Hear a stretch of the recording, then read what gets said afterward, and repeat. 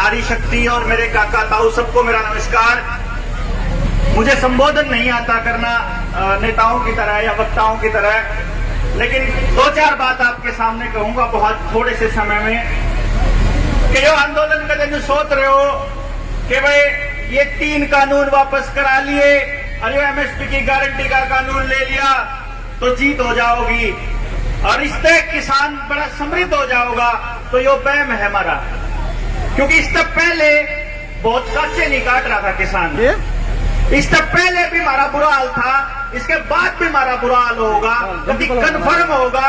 क्योंकि इन कानूनों के साथ बाकी जुड़ी हुई चीजों को हम अगर इग्नोर करते रहेंगे, अगर उन्हें नहीं देखेंगे, अगर न्यू नहीं समझ में आओगा कि वो असली रोड़ा के है, हमारी जो हार्डकोर कमाई का पैसा किस तरह से ये तंत्र लूटने लग रहा है। सरकार कैसे कॉर्पोरेट के साथ मिलकर जैसे ये कानून लागू करे हैं वैसे ही बाकी के कानून लागू करे हैं, तब तक न्यू समझ लो कि सरकार का न्यू बेरा है कि ये किसान अपने आंदोलन इसके बिलो खातर लड़ रहे हैं, बाकी किसी तबके खातर नहीं लड़ रहे। इन आंदोलनों की बिसात बिछाई थी सरकार ने कद सन 2015 में, जिस टाइम पे स्वच्छता अभियान लागू करा था। कोई ग्राउंड वर्क नहीं, नया कोई कर्मचारी भर्ती नहीं, सफाई कर्मचारियों की कोई भर्ती नहीं, जो मौजूदा तंत्र में ऑलरेडी काम करने लग रहे मास्टर की ड्यूटी लगाई सफाईकरण में। उस दिन हमारा समझ में नहीं आई, फिर ला दिया बिना पूछे, ना किसी बैंक से पूछा, ना किसी इकोनॉमिस्ट से पूछा, ना किसी और से पूछा, फिर करती नोटबंदी, फिर ले जीएसटी, फिर करा इस तरीके से ऐसे ही काम करे।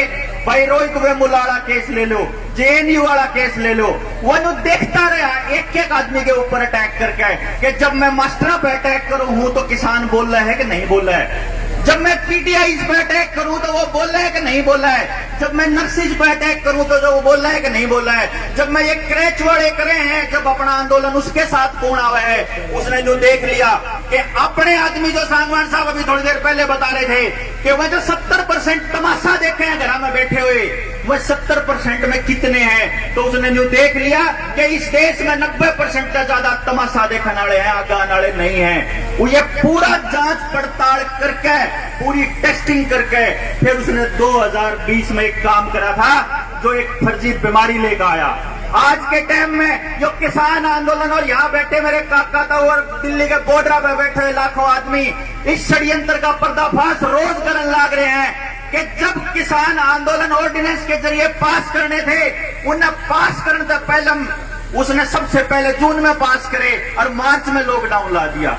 जिस टाइम पे मार्च में लॉकडाउन ला दिया, आदर पूनावाला जिसने बनाई थी कोविशील्ड बनाई थी वैक्सीन, उस आदमी ने बयान दिया था अभी अखबारों के अंदर और टेलीविजन के अंदर कि मैंने तो जब मार्च में लॉकडाउन लाया था उससे टाइम पे 5 करोड़ डोज बना के घर धर ली थी कि सरकार जित कहेगी फटाफट डिलीवरी कर दूंगा।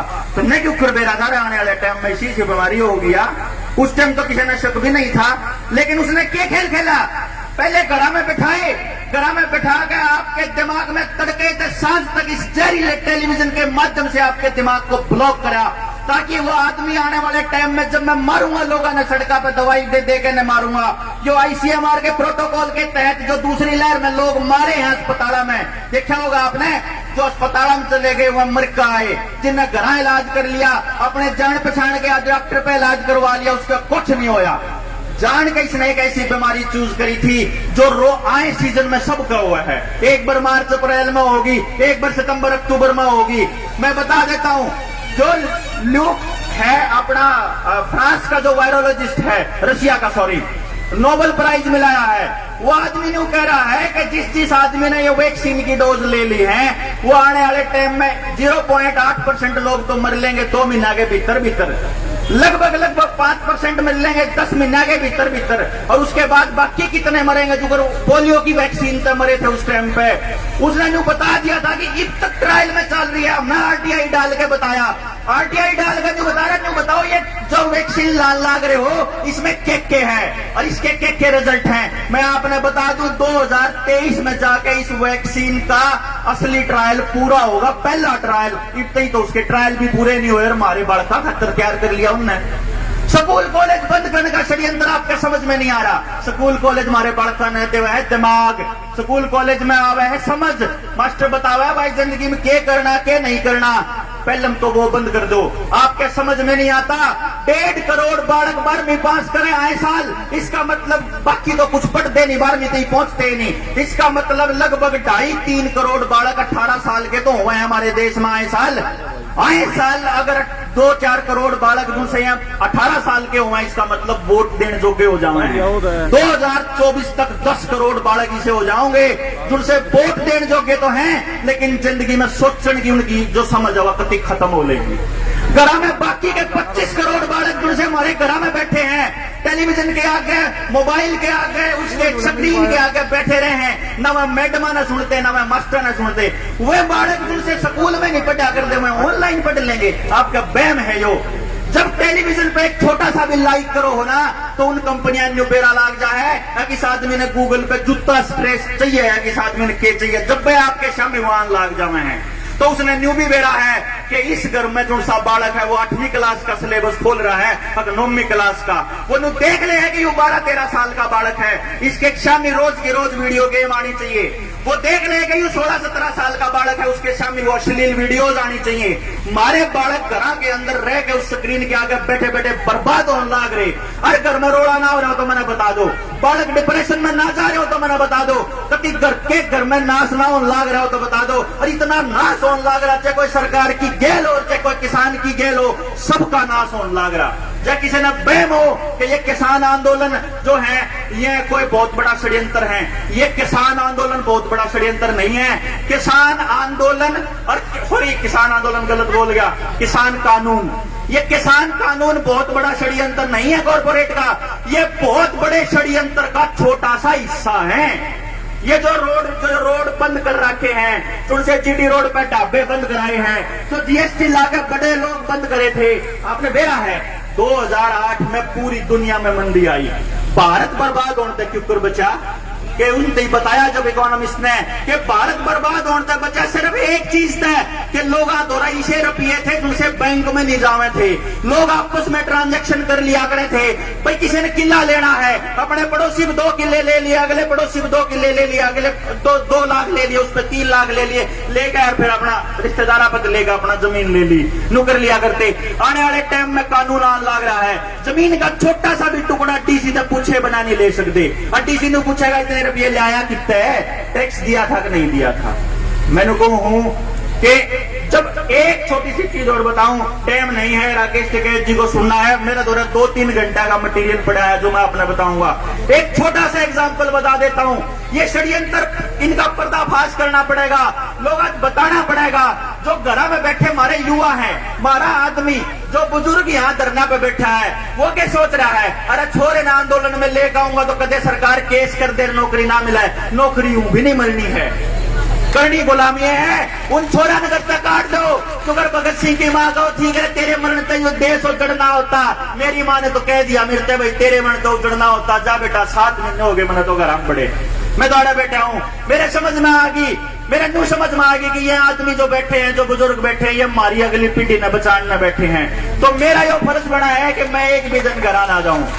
एक छोटी सी चीज और बताऊं हूं, जब मैं ये एक छोटा सा नमूना है, 2017 में बाबा रामदेव की एक कंपनी थी जिसका नाम था रुचि सोया कंपनी, उसके ऊपर लगभग 12,146 करोड़ रुपए का लोन था। 12,000 करोड़ का लोन माफ करवाने खातर उस कंपनी ने NCLT जो कंपनियां का लॉ देखती है उसके अंदर अर्जी दी कि मेरा दौरा रुपया नहीं रह रहा, मैं हो रहा बर्बाद। बताइयो पापा बर्बाद हो रहा है कि नहीं हो रहा ना? जब यह बात हमने बेरा तो सरकार ने को ना बेरा, सरकार ने भी बेरा। सरकार ने क्या करा, उसका दिवालियापन का जो उसने मार्च 2017 में दिया था एप्लीकेशन, 3-4 महीने में मंजूर कर लिया, मतलब दिवालिया घोषित कर दी। दिवालिया घोषित करने का मतलब है जिन बैंकों पे तो उन्हें 12,000 करोड़ लोन ले रखा है, ये वो चाहे उन्हें देवे चाहे ना देवे, चाहे कितने रुपया हम सेटल करो, 12,000 करोड़ का लोन मैं आपने बता दूं सिर्फ 3,000 रुपया में सेटल हो गया, 3,000 करोड़ रुपया में। जिसमें तो 1816 करोड़ रुपए एसबीआई के थे, 800 करोड़ में सेटलमेंट कर दी भाई, 800 करोड़ में हो गया। कंपनी दिवालिया होगी, लोन सेटल हो गए, बाबा घरा नहीं बैठा। ईब उसने क्या करा, रुचि सोया कंपनी बेचन लग गया, आग मैं तो बेचूंगा, इसकी नीलामी खोलूंगा। वह कंपनी बाबा रामदेव ने खरीद ली 8250 करोड़ रुपया में, 4350 करोड़ रुपया में खरीद ली। क्यों करे बेड़ा है, उसे बैंक पे जिसने उसका लोन माफ करा था, उसे बैंक पे तय 3250 करोड़ का लोन लेकर बुड़ गए। कितना बड़ा खेल है। घर में जो सोयाबीन एक पाम ऑलिव ऑयल बनाता है बाबा, आपको पता नहीं होगा शायद, लेकिन मैं बता दूं, उस कंपनी के शेयर 2017 के अंदर 17 रुपया था। 1535 करोड़ रुपया की उसकी टोटल वर्थ वैल्यू थी उस बाबा रामदेव की कंपनी की। लेकिन सरकार तक कह उसका इंपोर्ट बंद करा दिया। आज उस कंपनी की वैल्यू है 35,360 करोड़। कुछ नहीं करा, घरा बैठा 10 गुना अपनी कीमत बढ़ा चुका है। रुपया मारा लाग रहा, बर्बादी बीमारी होने लाग रही। ये बात समझनी पड़ेगी और आपको 2 काम बड़े करने पड़ेंगे। एक तो अपने गांव के युवाओं को दे दो। मैं डॉक्टर साहब से गुजारिश करूंगा, आड़ा धरने पे बैठे हैं, लगातार इसकी जिम्मेदारी लिए बैठे हैं। मैं ये जो गांव राम आसपास के लोग हैं उनका हाथ जोड़ के गुजारिश कर रहा हूं, इन्हें भारी कर दो भाई।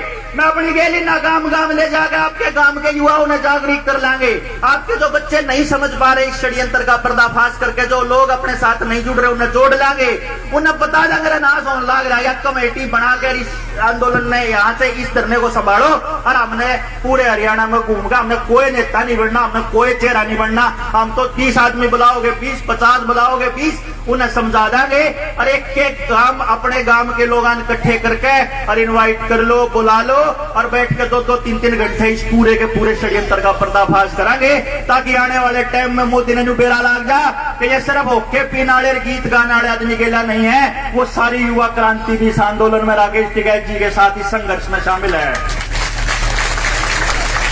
मैं टिकैत साहब से भी एक रिक्वेस्ट करूंगा कि आह्वान करिए पूरे देश के युवाओं का कि युवा क्यों नहीं आ रहे, उनके नहीं समझ में आ रहा हो तो एक ट्रेनिंग सेल बनावांगे। संयुक्त किसान मोर्चा के नाम पर अपने बच्चा ने भेजो उड़े जानकारी लेने खातर।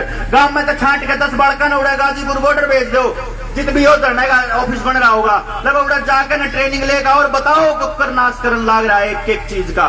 बैंक क्यों नाश हुए, मास्टर का क्यों नाश होया, स्कूल क्यों बदले, अस्पताल क्यों बर्बाद हो रहे, आपकी हर चीज बर्बाद करके यो मास्क जो ला रहा क्या है। एक रिक्वेस्ट और करूंगा टिकैत साहब, एक अपील या फिर एक आह्वान कर दो कि भाई जिसके गढ़ में किसान आंदोलन के नाम का छोटा सा भी कोई पटका या कोई झंडा लाग रहा होगा, उस आदमी तो कोई सरकार, कोई पुलिस का आदमी मास्क लगाने खातर धक्का नहीं करेगा। सिर्फ किसान आंदोलन में एक ही आदमी नहीं लग रहा है, ना कोई वैक्सीनेशन के लिए धक्का करेगा। सरकार अपनी आरटीआई में नुकैन लग रही है, मास्क लगाना आपकी मर्जी है और हमारे धक्का करके चलान काटन लग रहे और हमारा बोलने की हिम्मत नहीं। मेरा नहीं के बोलना है, पर डॉक्टर साहब ने 3 बार 4 बार मेरा मिला ली। मैं तो मेरी रिक्वेस्ट है, मैंने इतना बढ़िया नहीं बोलना आता, लेकिन जो बात है वो मैं आपके सामने रखूं था। बहुत बहुत धन्यवाद, बहुत बहुत शुक्रिया और किसान एकता जिंदाबाद। धन्यवाद।